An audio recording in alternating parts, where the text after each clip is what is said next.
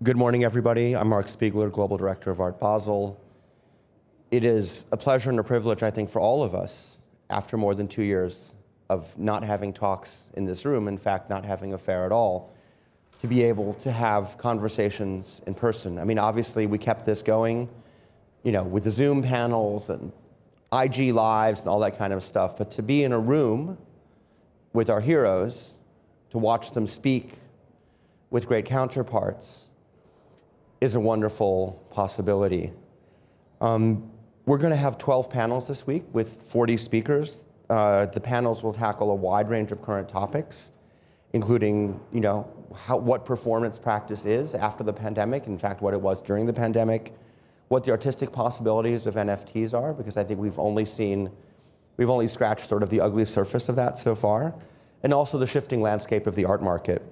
In collaboration with Engadine Art Talks, we have a talk this afternoon, which will look at the future of institutions and includes a stellar lineup of museum directors, including Maria Balshaw from the Tate, Chris Durkan from the Réunion des Musées Nationaux Grand Palais, and Suzanne Pfeffer, the Museum of Moderne Kunst in Frankfurt.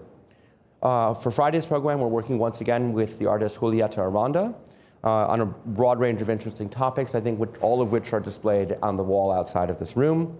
Today, and I want to thank you for making it on obviously a day where you could be doing a lot of other things. Today, we kick off the talks program with the British sculptor Rachel Whiteread, who will talk about her recent exhibition in London, which reflected her practice during the pandemic. I've always admired Rachel's work because unlike some of her peers from the YBAs, she displayed a deep interest in materials and forms and their manifestation in space, most famously, of course, with the houses or the ghost houses that we saw in London and other places. Rachel will be in conversation with Ann Gallagher, who is the former director of the Tate's collection of British art and editor of the forthcoming catalogue Raisonné of Whiteread sculpture. All of these talks are being live streamed, so if you can't make it, you can check them out online in the comfort of your home at any point in the future. I will now get off stage, and I want to thank you to our speaker, thank you to our moderator, and I wish you a great hour watching this conversation.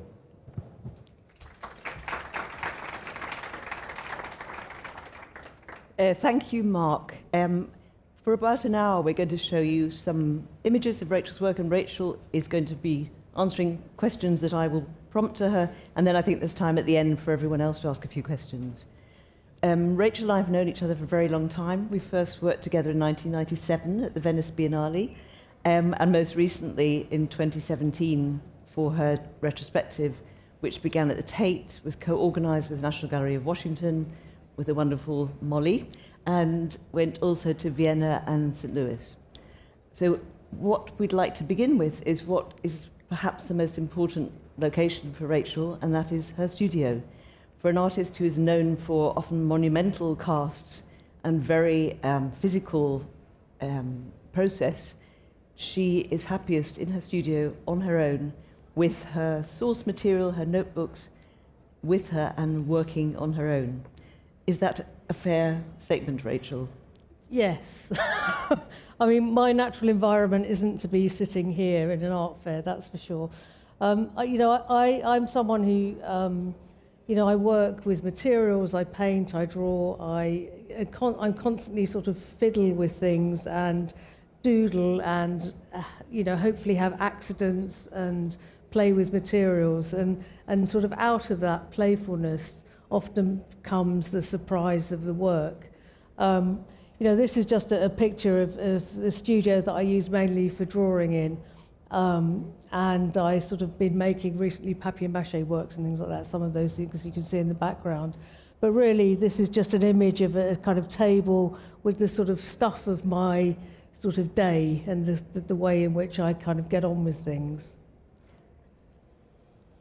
And some of the material from your studio was then incorporated into your retrospective exhibition alongside, larger scale works and images of your monumental pieces. And I think that characterizes your work, that ability to change scale, to work on a monumental scale, but also to have around you and to be making very small, very everyday things. Yeah, I mean, this cabinet is full of things both found and cast and made in the studio. And it's a bit like sort of looking in the sort of inside of my head. And, you know, it's something that I felt very passionately about when I when we were curating the show, was that I wanted to sort of show that sort of interior working of an artist, which I think, you know, so often these days, you know, people don't see that with art, you know, because a lot of it can be seen as sort of very clinical, the way it's made, and, you know, it's certainly not what I do. I'm about sort of stuff and material and playfulness and sort of place. And as Anne said, you know, one of the things that I've been doing over the years is making these shy, or as Marc said, these shy sculptures, and this is a selection of a group of them. And the 1/3 in the centre of this is a piece called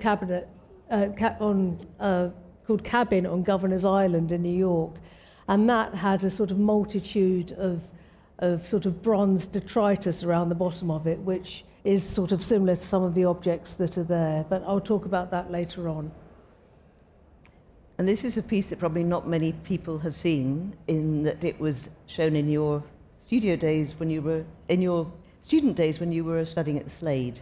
Yeah, this was a piece that I made for my postgrad show. And, you know, why I put this in was I thought it was interesting because somehow it does sort of relate to what I do now, what I did then, what I was trying to do then. I mean, I started as a painter and then did postgraduate in sculpture. I didn't really make sculpture, I would say, until I left college.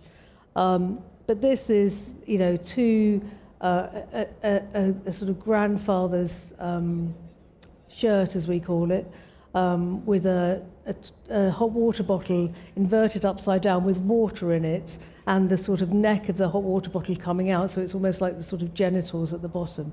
And then the other is of a pillowcase, which was something that was a sort of, I suppose, a post-war sort of textile, which was called Candy Stripe, and that had a hot water bottle full of water sewn into it.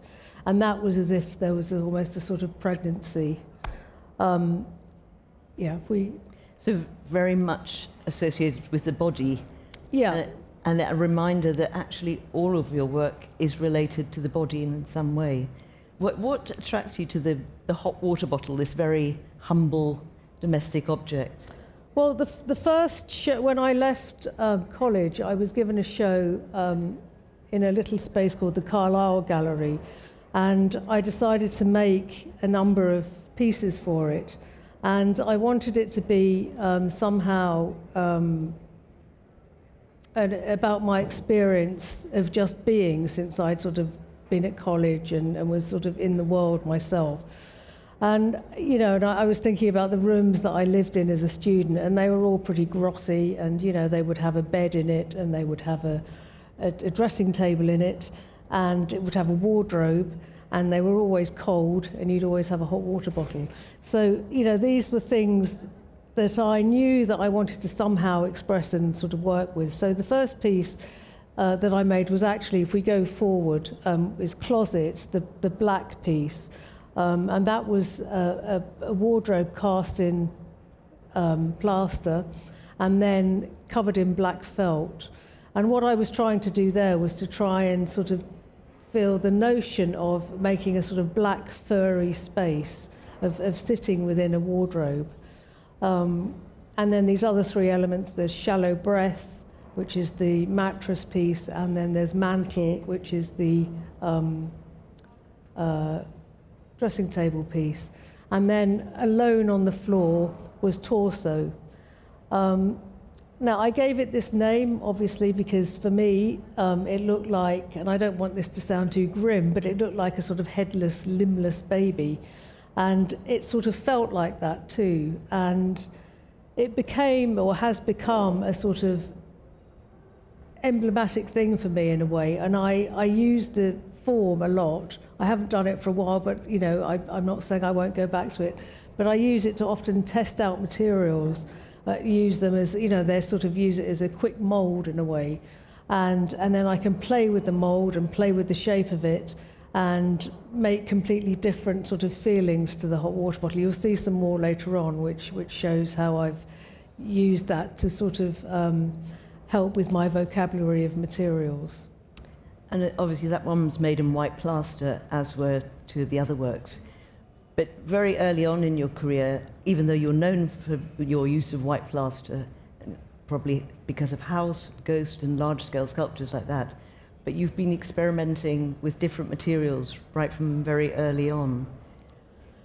Yeah, I mean, I often used materials that were maybe developed for other things. So, for example, the piece on the wall with the sort of horizontal stripes was cast from a lilo, an airbed. And the material, I was living in Berlin at the time, and the material that I used was the rubber that was used for making skateboard wheels. And, you know, I always liked the way in which I was finding materials that were sometimes used for mold making processes, sometimes used for industrial processes, and, you know, inverting those things. You know, I cast a number of pieces using dental plaster, which is normally meant to be used in a, you know, very small little sort of, you know, that much at a time, and I was casting entire beds out of it. So for me, you know, these pieces were very much sort of trying to sort of understand what material did. I mean, the orange piece, the amber bed, that was cast flat, and then once I had it in the studio and I wanted to try and work out what to do with it, and, you know, I was working on my own. I was very, you know, I was skint, didn't have any money, and often these things were based on my scale, the things that I could move around on my own. And this I could just about lift up, put on a trolley, and sort of thunk against the wall.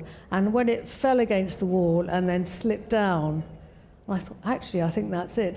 And I kind of kept it there for a few days, and every time I saw it, it felt like a person sort of leaning against the wall, or it felt like a homeless person, actually. And I lived around a very poor part of Hackney at the time, and, you know, as we see again in our post-pandemic world and pre-pandemic world, the state of homelessness has become epidemic again. And it's something that you see throughout London, you know, and so I think that's still very pertinent to this work. You repeated the motif of the bed, the mattress, and yeah, as we see here, baths is something you've returned to several times.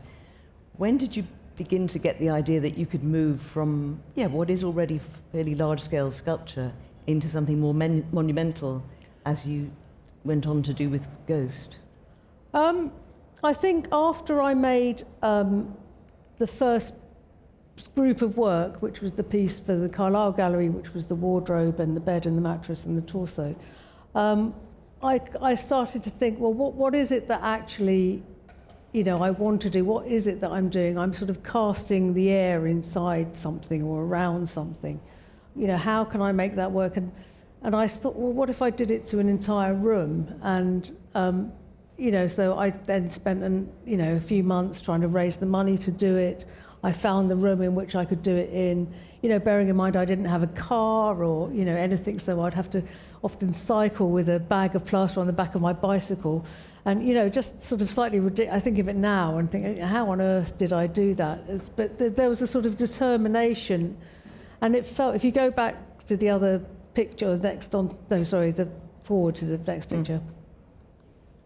So this, you know, this is me working on it, and it was done in this very, very simple hands-on way, which, to be honest, is, if I can, I still try and work like this. You know, this is what I love doing. It's just doing it, just me in the studio. But the problem with doing this on my own, which I did mainly, my now husband came and worked with me a little bit on it, but you know, when I cast the door, I just suddenly felt, you know, I felt like a nun bricking myself into a room. That's what it sort of, and I thought, what, you know, it was like some penance I was paying. But you know, gradually removing all the pieces, then taking them back to the studio, and then trying to work out a way of sort of piecing it back together again, bit by bit. which, if we come on to the next slide, I then made Ghost. So this is Ghost. And this was the real sort of turning point for me, where I felt that I'd really done something, sort of turned something on its head and turned my way of thinking on its head. And this really happened when after sort of, I probably spent about 9 months making it, to this point where it was sort of standing up in the studio. And I came in sort of early one morning to the studio, and it was, the sun was behind it, and I just saw this door, and looked at the door and realised, that the door handle was facing inwards, and the light switch was backwards. And even though I'd been so involved with making it, I hadn't quite realised that I was the wall, that I'd made myself the wall, and it was quite it was a very sort of moving moment, actually. And you usually, when you title your works, they're usually very matter-of-fact and very descriptive, untitled, and a description of what the actual sculpture is. But in this case, you chose to call the work Ghost. Can you talk a little bit about how that came to be? I mean, I think it was to do when I was sort of making proposals to little places to get grants for this, I talked about wanting to mummify the air in a room. And so I had this feeling of a sort of spiritualness, I suppose, of thinking about somehow encapsulating the space and doing this in a very sort of, solid but ephemeral material, which would pick up every detail of this really rather sort of humble room with a fireplace, a window and a door, some skirting board and dado rail. And it was very... the other thing about this actually was I was really thinking, because I was working on my own a lot of the time, everything had to be made in such a way that I could move it.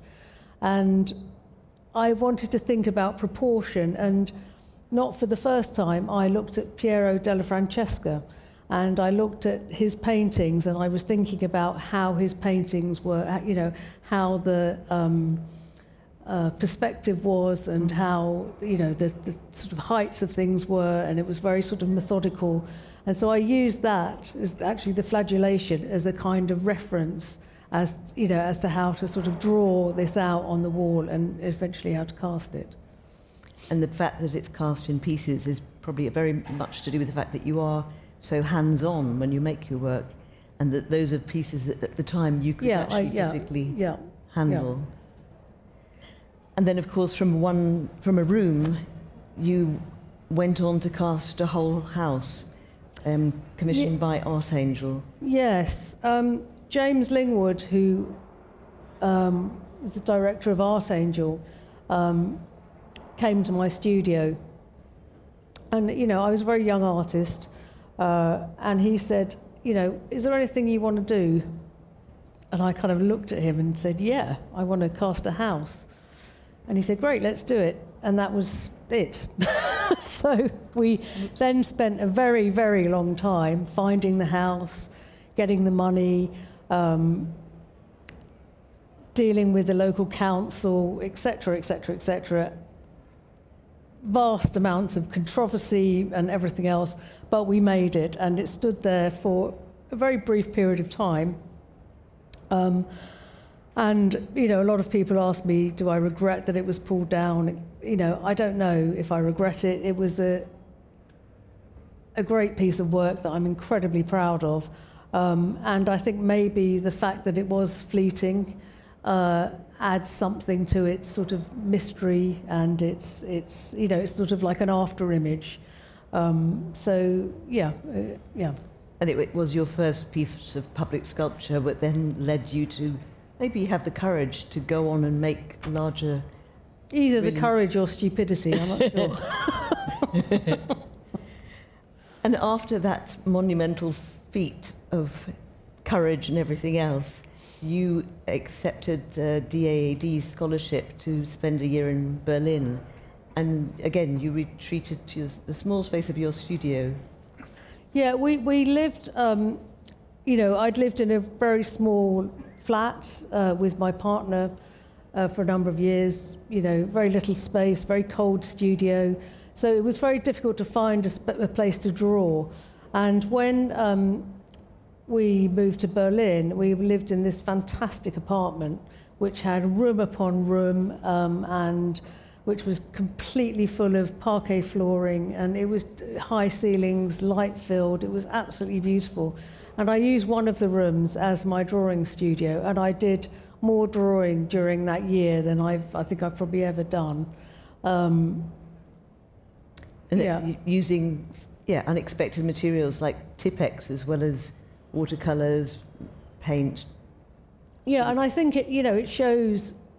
I think is there more drawings on the next slide? Yeah. Yeah. So something like it just shows that I did sort of train as a painter. I don't know if that's the right word, but I started as a painter, and I've always enjoyed the materiality of stuff on paper, of the way you can move things around on paper, the way you can be very vague on paper or very accurate, or you can rub things out or add things and and play with grids. I often use a graph paper to draw on, which is a very I like it as a kind of grid, as a marker, but also as a background. So I sort of I'm always playing with those different elements. And drawing is a practice that I do all the time, and sometimes it's when I'm working on something, before I'm working on it, after I've worked on it. It's a way of worrying sculptures through, and a way of sort of making a sort of thinking process complete, I suppose. Yeah. Yeah, it seems entirely linked to your sculptural work, and yet it goes alongside it rather than precedes it. Yes, yeah, yeah. And then back to the torsos, this one in pink dental plaster, I think, and in your retrospective, you decided to show a range of materials and different colours as well, something that people hadn't associated with your work. I mean, I'll talk you through that. So it goes sort of wax, plaster, dental plaster, rubber, resin, plaster, silver-leafed, concrete, plaster, resin. So that's that's the kind of different materials that I was using in the studio and sort of playing with. Yeah. And yeah, each of those shapes, although they're all the same functional object, they're all very different. They have their own character. Yeah, if you go back to the other slide. So, this looks like, the spine or buttocks, or, really has a curvature, or rib cage. So, often, or, very sort of beautiful sort of soft neck area on this. So, they've all have their own sort of intimate details. I mean, I should have probably named them give them people's names. Yeah. So this is another sort of period a bit later on where I started to use resin, and resin became a very important material for me. One, because I'd become sort of quite well known, and I'd been showing a lot of plaster work, moving it around the world, and I was just kind of fed up with it, kind of dealing with this heavy, lumpy stuff, that I wanted to find something else that had a kind of transparency to it. So there's the piece actually at the back. I think it was the first resin piece that I made, which is the cast of a table and a chair, and the sort of space underneath the table where the chair would be. And I didn't. I was working in the studio and making different colours with the resins, not by adding pigment, because at this time I refused to put colour in anything. It was always about the material. It was always about the stuff that I found and how I found it. So I would use different types of catalysts and different agents that set the casting process off and the solidifying process off, and that would change the colour of the material. And the other thing with these is that because they had to be cast, because they were very large areas, they had to be cast in a very thin layers. So if you look at it at a certain level, it becomes like time. So they have these sort of gently sort of striated layers in it, which is a bit sort of geological, I suppose. And especially with the casts of the floors, light, the effect of light on the resin is a very important part of... Which, there was a very similar piece to this that was shown in the back room of the Venice Pavilion by the canal, and it was beautiful because the light would come in, you could sort of see the canal and you could see the sort of watery floor. And the last piece at the back was cast from a mortuary slab. Yeah, I had this stage where I was casting pieces from mortuary slabs, and that sounds incredibly macabre, but there was something about this sort of beautiful kind of ceramic slab that invited this. It was almost like you'd cast it and it was like a big sort of tongue.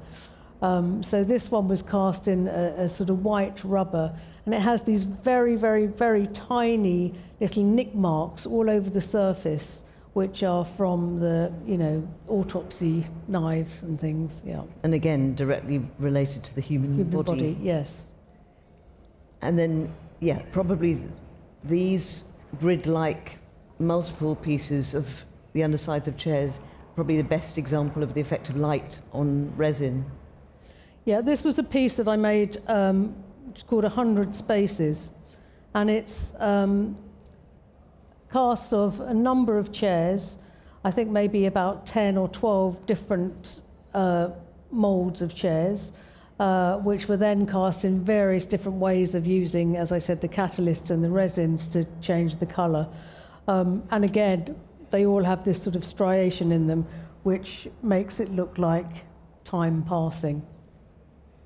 These were originally made, it was first shown in Pittsburgh, and originally it was meant to be walked around, because I liked the idea of it being like an audience, but they're also like buildings, and it felt like a sort of cityscape as well, and I like the idea of being able to walk through them, but now that's not allowed, unfortunately. But it does, this was how it was shown at the Tate and in the Duveen galleries at the Tate, and it worked really well because there was natural light coming from the top, and it was sort of beautiful in the corridor there.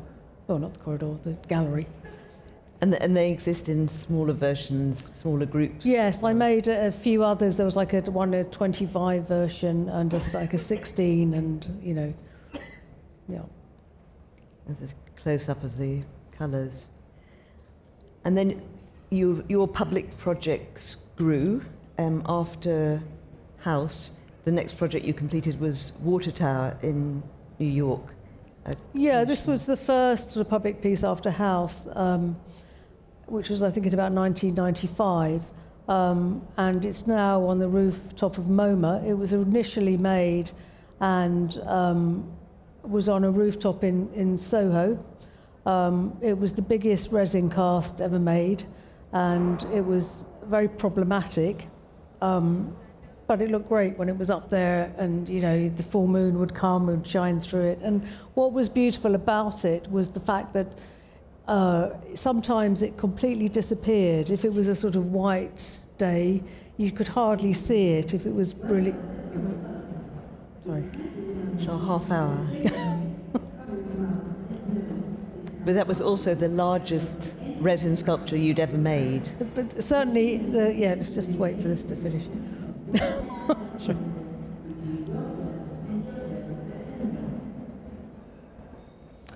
Yeah, this is the largest resin sculpture that I'd ever made. But the effect of when it was Tom Eccles, who used to run the Public Art Fund, asked me to do this, and he'd seen House, and he wanted me to do something on the street of New York, and I was given all these different sites by. Really grand sites around New York, and I just didn't want to do that. I wanted to do something that was about the sort of furniture of New York and the landscape of New York, and I looked up and saw the water towers and felt that was it. They were sort of like the tear ducts to buildings, and that for me that felt like the thing that I wanted to do, to try and sort of encapsulate this and make a jewel on the rooftop. And then we will be coming back to the Vienna Holocaust Memorial, but beyond that, on this picture, is another resin sculpture made for Trafalgar Square, which is an upturned version of the empty plinth, one of the plinths that never actually had a statue put on it, and it was one of the first groups of commissions that you made. Can you just talk a little bit about that? Again, it was an incredibly problematic piece to make. I mean, this is, it was the heaviest, these statistics are kind of silly, but it was, a great big incongruous object that sat very lightly on this stone plinth by Nelson's column. And it was what I was trying to make. I described it as wanting to make a pause in London, and now Trafalgar Square is pedestrianised, it's completely unrecognisable. But at that point, every bus was driving around it, it was kind of very, very chaotic. And it was like this sort of moment of rest to sort of see this calm object. With both Water Tower and the Four's Plinth, you were not able to do something of that scale on your own. No. How did it feel to hand it over to someone else? Yeah, it was. I mean, I think both people that made these, the guy in America and the guy in England that made Plinth, I think I probably really annoyed them because I was so hands-on and wanted to be there all the time, and they were used to just kind of getting on with it themselves and didn't want me to see their mistakes, and but yeah, it's just how I am. I'm hands-on. And then after the first room that you cast, you've done other rooms, but the one shown here that was shown in Tate Britain is a work that belongs to Pompidou, and it's a cast of a very particular room called Room 101 that you cast from a building the BBC owns. How did that come about? This was a piece. George Orwell, who wrote 1984, worked for the BBC, and he hated working for the BBC, but he did it. And he had this room, which was called Room 101, and he supposedly worked in this room. And I was offered it to try and do something with, and it was completely full of plant material, just ducts and electric things and whatever. And I just said, okay, just completely clear it out. So it was completely cleared out, and I said, just do it as it, because they said, oh, should we fill in all that? And I said, no, just pull it out, let's just see what's left. And what it felt like was the sort of pockmarked surface of the walls that you often see around London, of shrapnel wounds and from the First and Second World War. And so I decided to cast it using these, using all the what I was calling sort of scabs and things on the surface, and making that very much a part of the piece. So and I called it Room 101, as George Orwell did in 1984, as the room of kind of horrors and secrets. So in a way it extended the idea that your work contains memory, in that the casts give an impression of past histories, and in this it was also a literary history. Yes, yeah. Yeah, it kind of tied up very, very nicely. I was commissioned shortly after that, no, before that. To make a Holocaust memorial in Vienna. And this was an incredibly problematic piece to make for many, many reasons.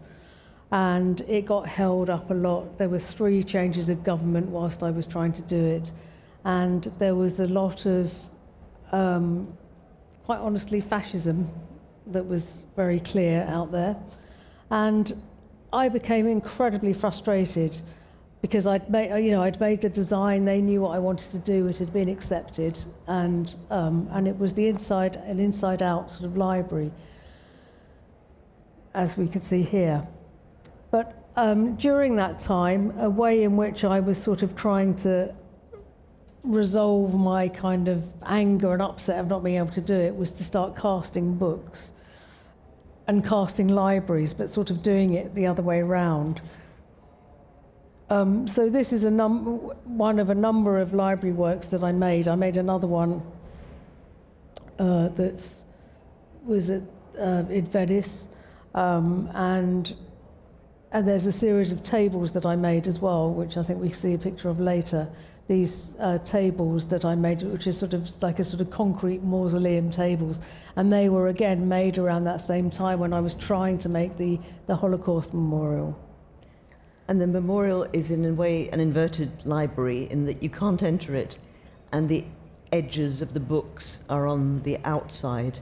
And in some of the bookcases you made, you allowed the impression of the book paper, the colour, to seep into the... Yeah, I mean, these were kind of the opposite to the Holocaust memorial, and what I was trying to do with these was what I'd done with Ghost and all the other sort of plaster earlier works, which was to get the colour from the books to really sort of penetrate the surface of the plaster, and to make this almost like a sort of fresco-like pattern on the surface of the sculpture. And then in the background here, obviously the set of tables, we should probably explain, are similar to the tables that you sat around endlessly in the lead up to your Vienna piece being installed. Committee tables, very functional tables. Yeah, so that's sort of how we got to that. I'm just catching an eye on the time. We maybe need to speed up a bit, sorry. The background here is one of your staircase works that you cast in a house that you had recently moved into.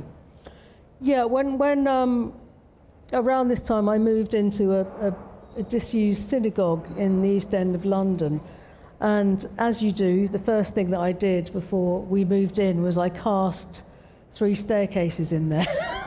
And because there was this great big hall, which I don't have an installation shot of it, which I could then sort of dismantled, because they were made sort of like Chinese puzzles. You were inside the staircase and you put it together in this hall, and and they're freestanding. They're And you cast floors and entire rooms in that apartment as well. It became so going from the gigantic to the very small. This was something that I did, which involved the insides of toilet rolls and colour. And this was the first time, I think, around this time, the first time that I started to really introduce colour into the plaster and to make a whole sort of different way of working for me, of being able to sort of paint with the material. Yeah.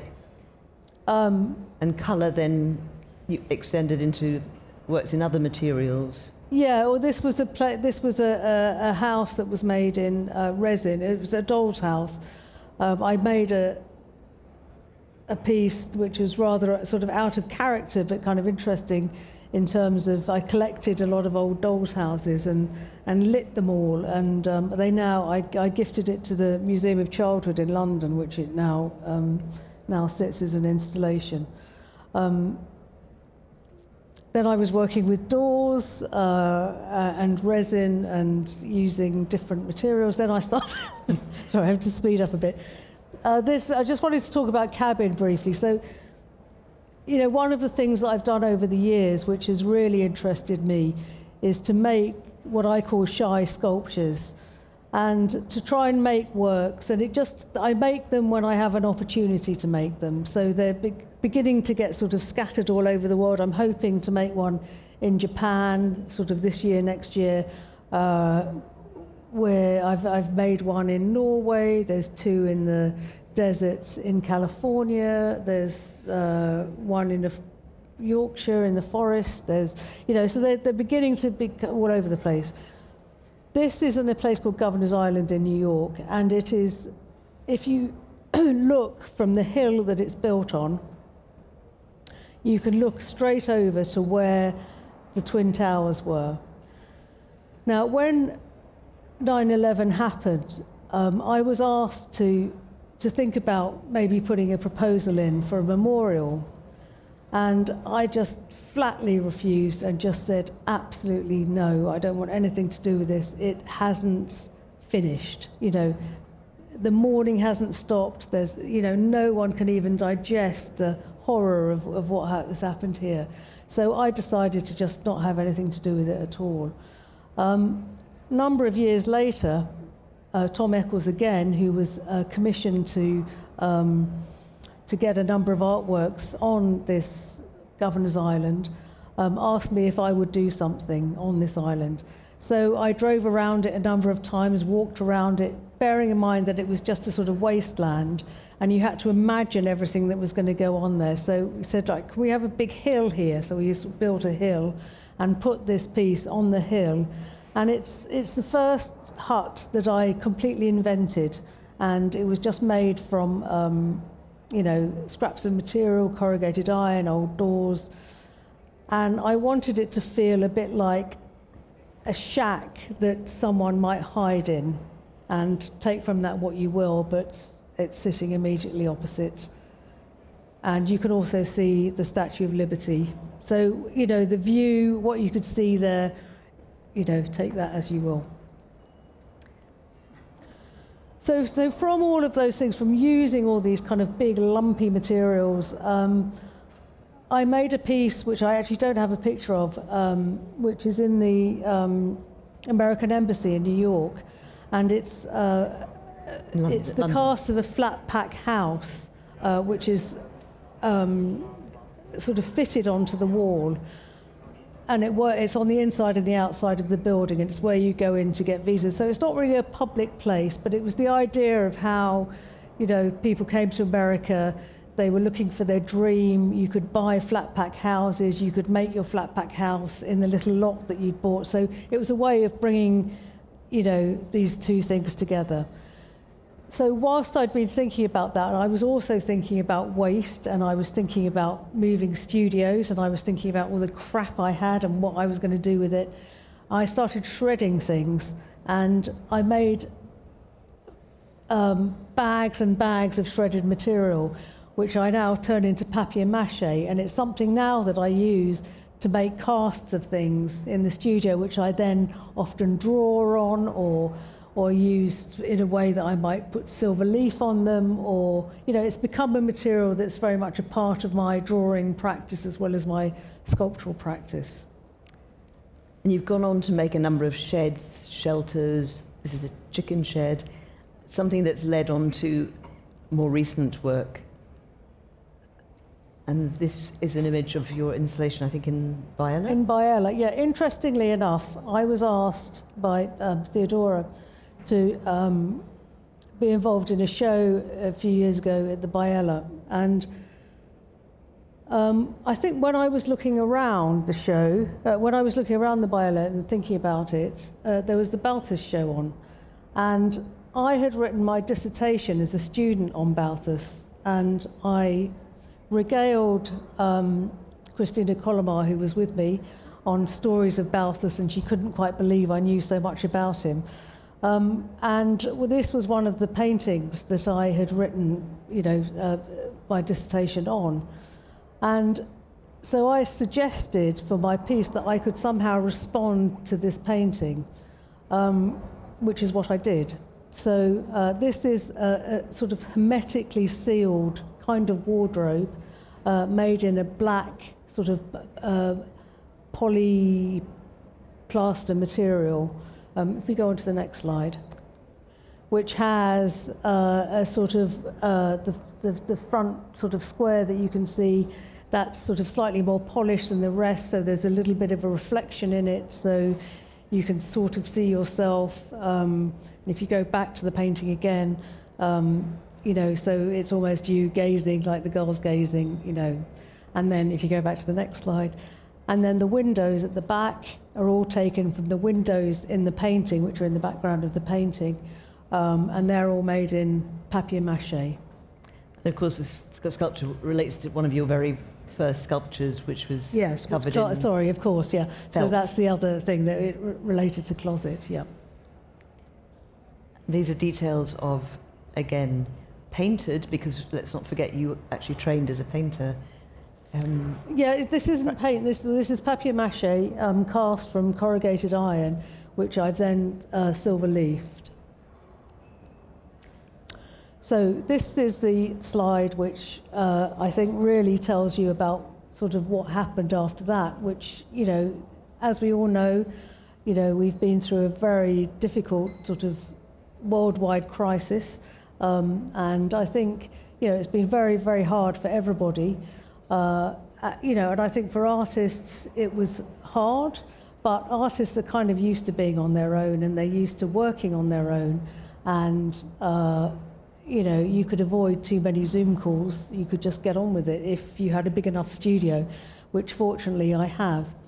And I was making a show for Gagosian, and I was trying to think what I wanted to do. I knew that I wanted to do something which was the opposite of what I'd done before, and I just kept thinking, I want to do the opposite. I want it to be the opposite, but I couldn't work out what that was.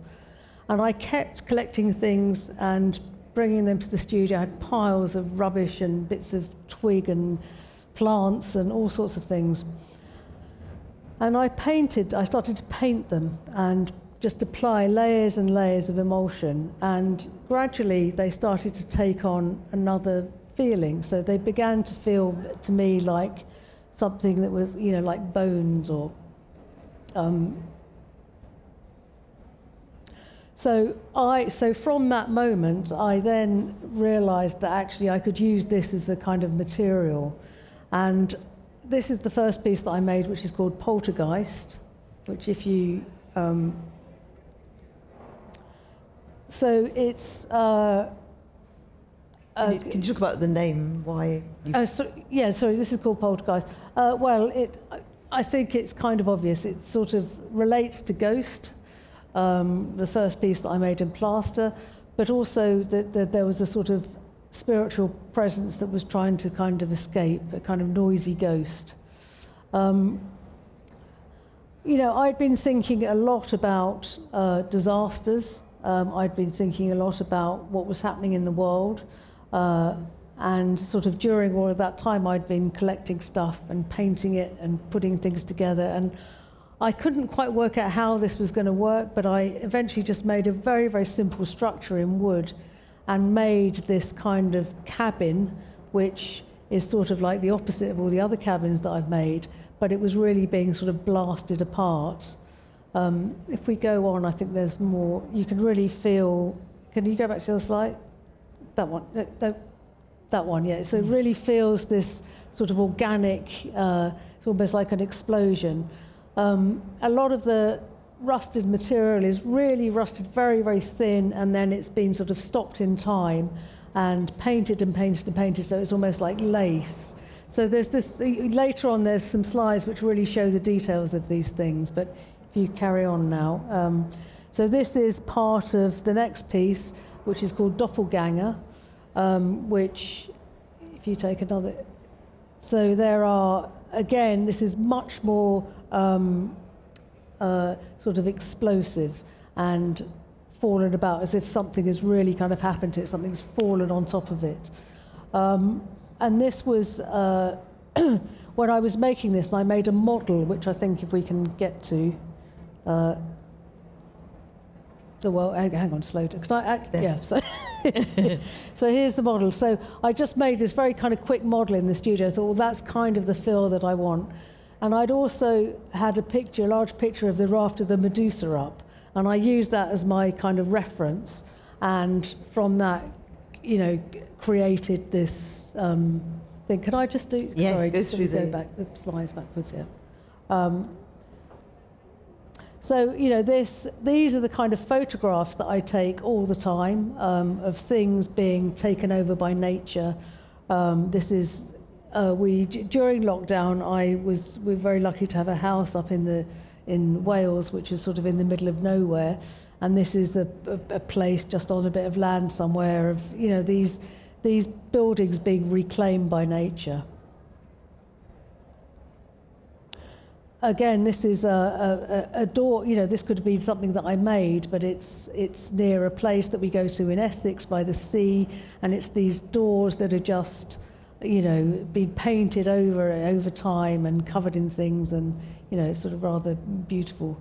I keep wanting to cast them, but I daren't ask my neighbour. So here, these are some more slightly close-up details of some of the other works that of Poltergeist and Doppelganger, sorry. And they also, you can't go into any of these, you can't go inside any of these pieces. In that sense, they're a little bit like Louise Bourgeois' cells, I suppose. You can't, they have to be viewed from the outside, and you can sort of peek in and see different things happening. And, you know, I was absolutely meticulous about every single little area being painted. So we went over it and over it and over it. So you just, it just felt sort of hermetically sealed. These little canned lids was something that I sort of took from having gone on a trip to California with my family and going to some of the ghost towns, and a lot of the sort of shotgun shacks, which they called there, were if there was a hole in the roof, they'd use a tin can to mend it. And I just loved that idea of sort of getting by using these things. So this is sort of in the studio. This shows a little bit more the kind of immediacy of making it, and you know, things coming in and out. And so during all of that, the other thing that I was doing, so there was the chaos of that, but I've always, you know, cast things or not always in bronze, but I've often done things in bronze, which are, you know, a bit more kind of surprising in a way. These are pallets of paper pallets. They're cardboard boxes that have been opened up, and then I've sort of spray painted them and then taken off a lot of the paint and then repainted them by hand. So they're all very meticulously hand painted. They look like paper, they don't look like bronze. So it's not a patina, it's not something that will change over time. It's with an acrylic gouache that I use, a Japanese acrylic gouache. And these look incredibly delicate when actually they are very solid. Yes, exactly, sculptures. yeah. And I think there's one upstairs. Yeah, there's actually one in the fair, in the Gagosian space. But there we go. That is my work.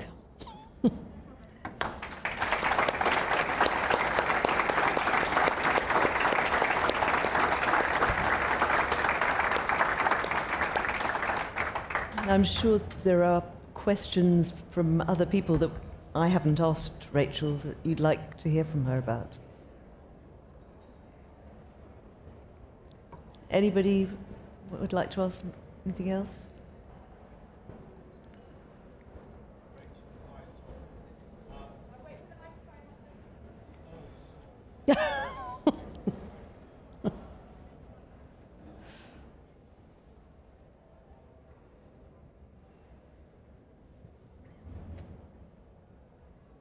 Hi, Rachel.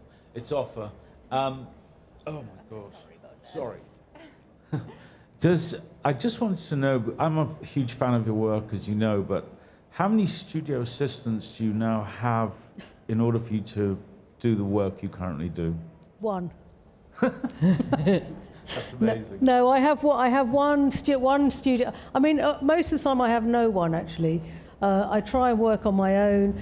When I need someone to help, you know, often during the pandemic, there's a guy called Johnny who works with me, and he often comes and installs with me as well. And he would say, okay, you know, I would say, okay, I'm doing this, I've, you know, stuck this there, you know, and then I'd say, can you come in, fix that? And he'd come and do. When we got a bit more confident with the pandemic, we you know, were together more. But, you know, very often I tried to work completely on my own.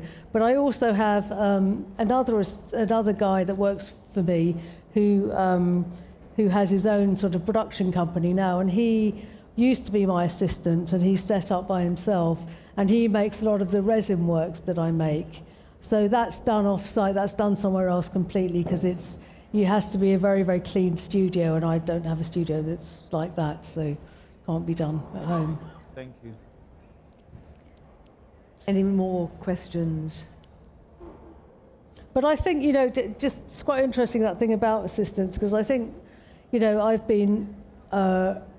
made a decision a number of years ago after sort of making House and the Holocaust Memorial and, you know, and all of these things that had just taken forever, and, you know, the production of it. And I just thought, actually, I just want to be on my own again in the studio. And there were some very small works that we showed there, which were made in a really sort of domestic way. You know, I had kids, young kids, and I just wanted to just bring things back again to me and to just enjoying the physicality of being in the studio and playing with things. And I think that had a lot to do with having children and being able to, you know, enjoy their pleasure, watching them do stuff and do things with fresh eyes. And it gave me a whole new way of looking at things. I mean, there was a period where you had a lot of assistants in your studio. Yeah, there had been before that, which, you know, kind of drove me nuts, because I ended up being the sort of producer of my own work rather than, you know, making it myself. Another question over here? To remove the mask? No. Okay.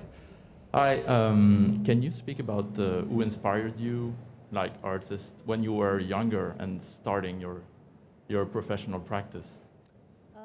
Yeah, I mean, I can name a few. We start with Piero della Francesca, Bruce Nauman, Louise Bourgeois, you know, I mean, a lot of American artists, more so than British artists, I would say, or European artists. You know, I was very interested in minimalism. I was very interested in the sort of dark side of Bruce Nauman. And, you know, I didn't really understand it completely. There was a fantastic Bruce Nauman show that was at the Whitechapel many, many years ago. And I think it was when I was in the first year as an undergraduate. And I just didn't, you know, I kind of didn't really get it, but I just thought, this is fantastic. And, you know, it really fed something.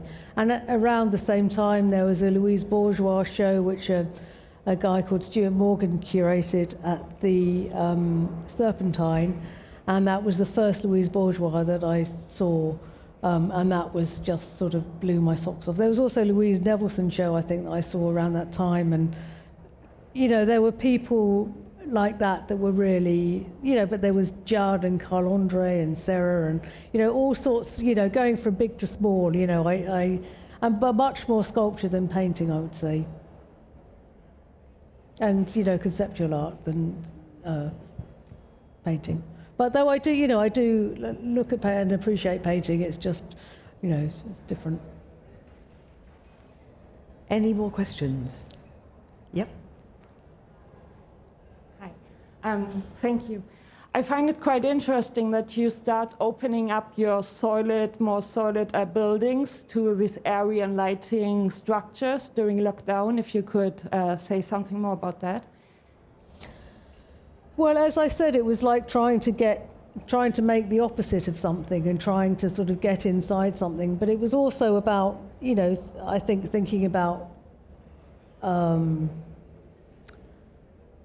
know, the opening up of things and disasters, the splaying out of things, and, you know, trying to just think about how, you know, trying to make all those thoughts somehow sort of solid, and but by unifying it with the paint and almost making it like a plaster, almost looking like plaster again, but it being very different material, and I was able to do that, you know, using that process.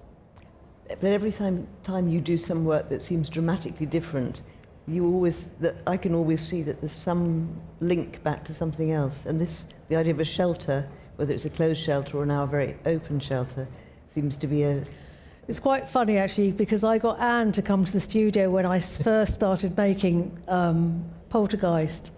And Anne and her husband David, who are both, you know, very, very old friends, and their faces, it was a picture. They were very, very shocked.